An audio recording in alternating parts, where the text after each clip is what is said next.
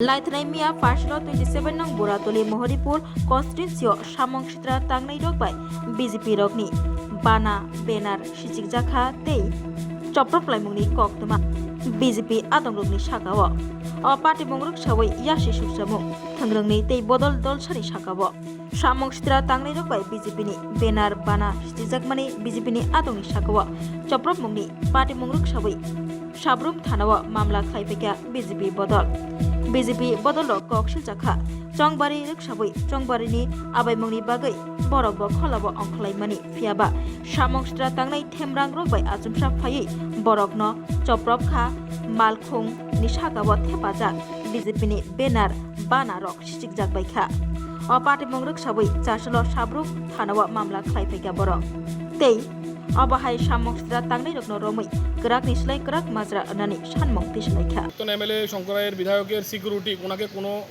মতে ওখান থেকে রক্ষা করে নিয়ে আসেন। তো আমরা ভারতীয় জনতা পার্টির পক্ষ থেকে আমি এজ এ প্রভারী আমি এসেছি আজকে থানায় এসে ওনাদের সবার নাম শুদ্ধ আমরা আজকে একটি কেস লিপিবদ্ধ করি। উদ্দেশ্য একটাই, আমরা ভারতীয় জনতা পার্টি হিংসায় বিশ্বাসী না, আমরা চাই শান্তিপূর্ণভাবে ভোট হোক। যখন দেখছেন আমাদের প্রচারে প্রচুর পরিমাণ মানুষ একত্রিত হচ্ছেন, তখন উনি দেবজিৎ ত্রিপুরা ভয় পেয়ে গেছেন। উনি ভয় পেয়ে উনি আক্রমণের পথে হেঁটেছেন। ওনার নেতৃত্বে কালকে যে ঘটনাটা হয়েছে, তো আমি জনগণের কাছে একটাই রাখবো যে আমরা ভারতীয় জনতা পার্টি একটাই বিশ্বাস করি যে সকলের সুবিধার্থে এবং সকলের উন্নয়নের জন্য আমরা কাজ করি। সেই জায়গায় দাঁড়িয়ে আমরা হিংসাতে বিশ্বাস করি, তার জন্য আমরা আজকে থানার দ্বারস্থ হলে আইনের দ্বারস্থ আইন প্রশাসনের মতো করে দেখবে সেটা আমরা আশা ব্যক্ত করি।